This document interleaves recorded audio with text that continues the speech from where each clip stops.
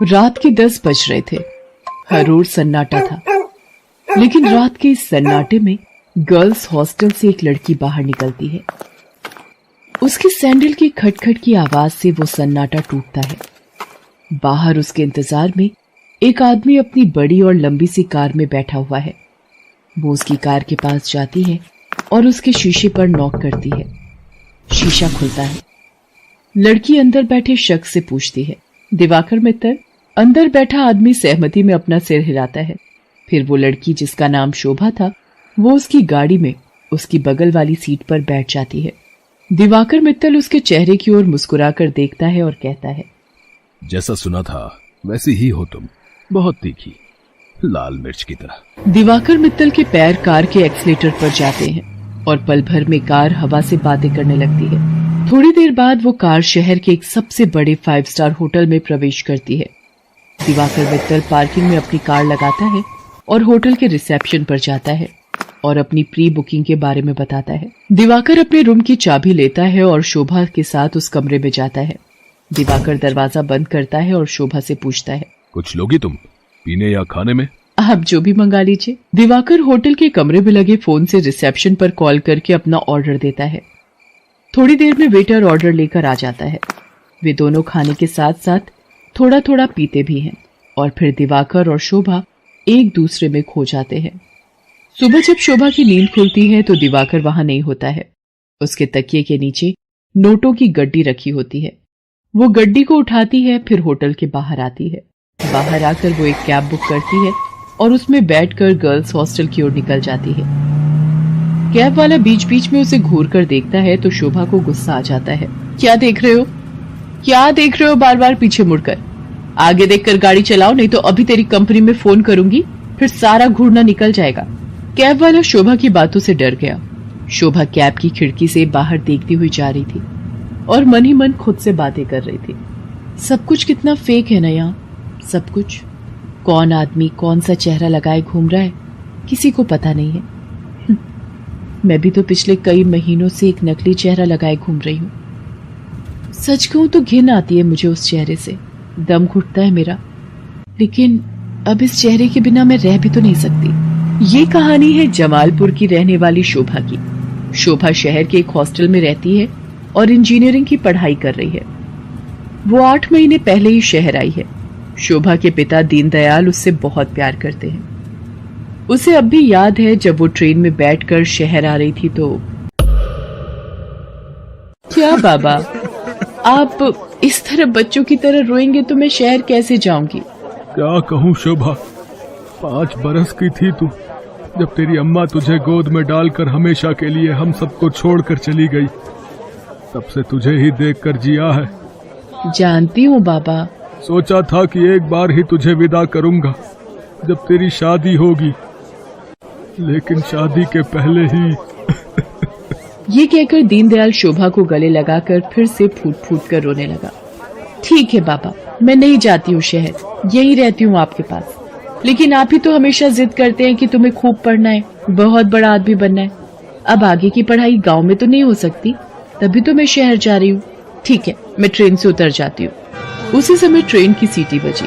दीनदयाल जल्दी से ट्रेन से उतरा। ट्रेन ने कुछ ही देर में रफ्तार पकड़ ली। शोभा ट्रेन से आगे निकलती गई और दीनदयाल पीछे छूटता गया। शहर में शोभा गर्ल्स हॉस्टल में रहने लगी और अपनी पढ़ाई करने लगी। उसकी रूम पार्टनर थी रेखा। रेखा का बैकग्राउंड भी शोभा की तरह ही था। उसके पिता नहीं थे। उसकी माँ दूसरों के खेतों में काम करती थी।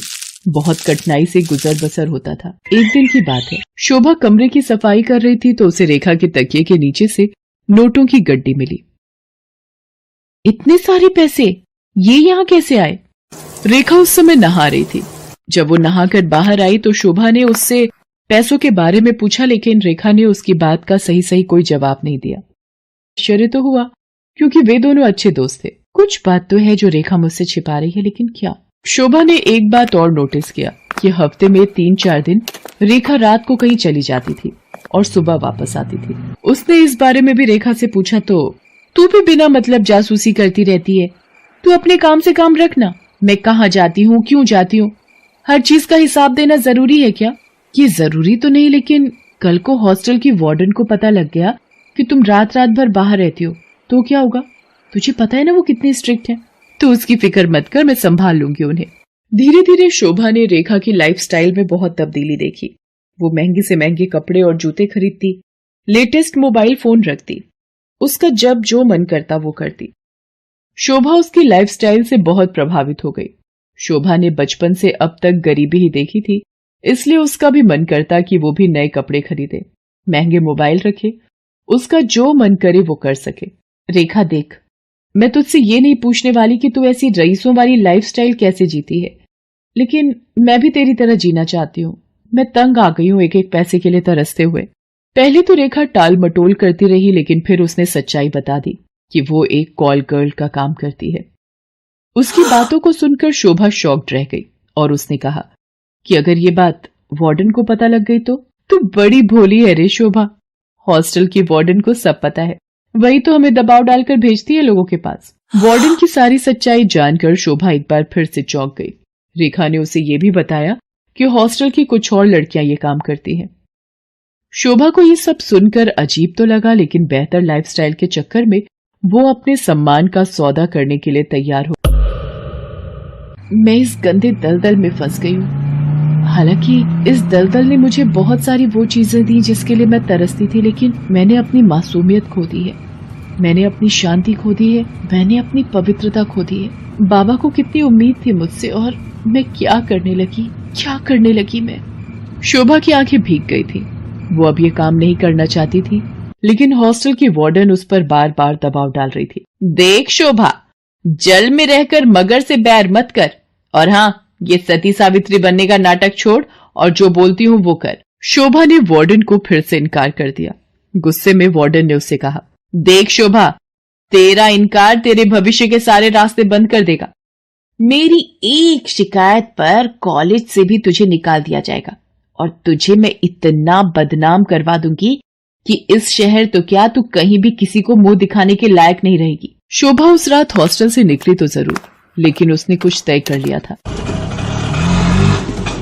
वो हॉस्टल से निकलकर सीधा पुलिस स्टेशन पहुंची और इंस्पेक्टर नाज़नीन को हॉस्टल और वार्डन की सारी सच्चाई बता दी। शोभा की बात सुनकर नाज़नीन शॉक्ड रह गई। शर्म आ रही है मुझे तुम पर और उन सभी लड़कियों पर जो अच्छी लाइफस्टाइल के चक्कर में शॉर्टकट अपनाती हैं और अपने सम्मान का सौदा करती हैं, और तुम जैसे मासूम लोगों का फायदा तुम्हारी वार्डन जैसे लोग उठाते हैं। मुझसे बहुत बड़ी गलती हो गई इंस्पेक्टर नाज़नीन। मुझे खुशी है कि तुम्हें अपनी गलती का एहसास तो हुआ, लेकिन ये गलती कोई और ना करे और तुम्हारी वार्डन किसी और का फायदा ना उठाए। इसके लिए इस पूरे रैकेट को तोड़ना पड़ेगा।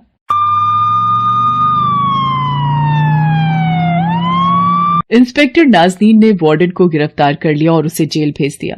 जिस वार्डन पर लड़कियों की सुरक्षा की जिम्मेदारी थी, वो उनका सौदा करने लगी थी। इस बात को सुनकर पूरा शहर सन्न रह गया। आज शोभा इंजीनियरिंग के लास्ट ईयर में है और वो बहुत ही मेहनत से अपनी पढ़ाई कर रही है। आखिर उसे अपने बाबा का सपना जो पूरा